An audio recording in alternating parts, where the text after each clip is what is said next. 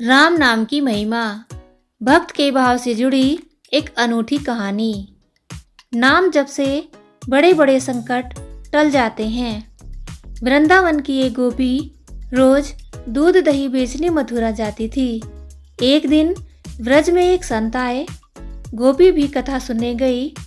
संत कथा में कह रहे थे, भगवान के नाम की बड़ी महिमा है। नाम से बड़े बड़े संकट भी टल जाते हैं। नाम तो भव सागर से तारने वाला है। यदि भव सागर से पार होना है तो भगवान का नाम कभी मत छोड़ना। कथा समाप्त हुई। गोपी अगले दिन फिर दूध दही बेचने चली। बीच में यमुना जी थी। गोपी को संत की बात याद आई। संत ने कहा था, भगवान का नाम तो भव सागर से पार लगाने वाला है। जिस भगवान का नाम भव सागर से पार लगा सकता है, तो क्या उन्हीं भगवान का नाम मुझे इस साधारण सी नदी से पार नहीं लगा सकता। ऐसा सोचकर गोपी ने मन में भगवान के नाम का आश्रय लिया। भोली भाली गोपी यमुना जी की ओर आगे बढ़ गई।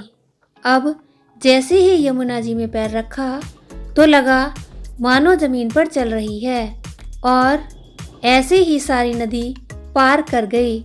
पार पहुंचकर बड़ी प्रसन्न हुई और मन में सोचने लगी कि संत ने तो ये बड़ा अच्छा तरीका बताया पार जाने का। रोज रोज नाविक को पैसे भी नहीं देने पड़ेंगे। एक दिन गोपी ने सोचा कि संत ने मेरा इतना भला किया, मुझे उन्हें खाने पर बुलाना चाहिए। अगले दिन गोपी जब दही बेचने गई तब संत से घर में भोजन करने को कहा। संत तैयार हो गए। अब बीच में फिर यमुना नदी आई।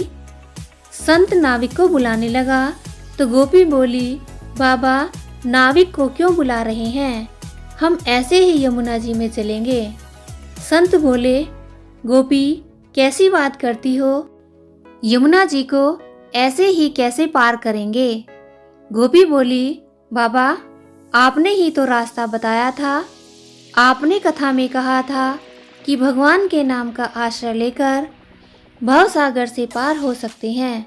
तो मैंने सोचा, जब भव सागर से पार हो सकते हैं तो यमुना जी से पार क्यों नहीं हो सकते। और मैं ऐसा ही करने लगी। इसलिए मुझे अब नाव की ज़रूरत नहीं पड़ती। संत को विश्वास नहीं हुआ और बोले, गोपी तू ही पहले चल, मैं तुम्हारे पीछे पीछे आता हूँ। गोपी ने भगवान के नाम का आश्रय लिया और जिस प्रकार रोज जाती थी वैसे ही यमुना जी को पार कर गई।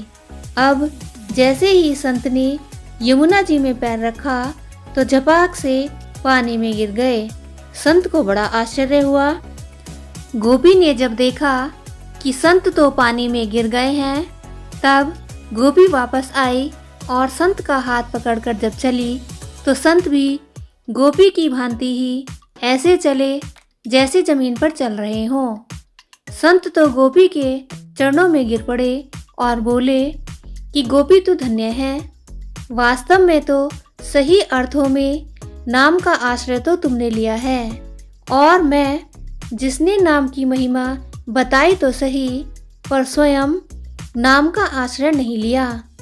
हम भगवान नाम का जप एवं आश्रय तो लेते हैं, पर भगवान में पूर्ण श्रद्धा एवं विश्वास नहीं होने से हम इसका पूर्ण लाभ प्राप्त नहीं कर पाते। शास्त्र बताते हैं कि भगवान श्री कृष्ण का एक नाम इतने पापों को मिटा सकता है जितना कि एक पापी व्यक्ति कभी कर भी नहीं सकता। भाव विह्वल होकर जैसे एक छोटा बालक अपनी माँ के लिए बिलखता है, उसी भाव से सदैव प्रभु नाम का सुमिरन एवं जप करें। कलयुग केवल नाम आधारा, सुमिर सुमिर नर उतरहि पारा। हरे कृष्ण कृष्ण कृष्ण हरे हरे, हरे राम राम राम हरे हरे।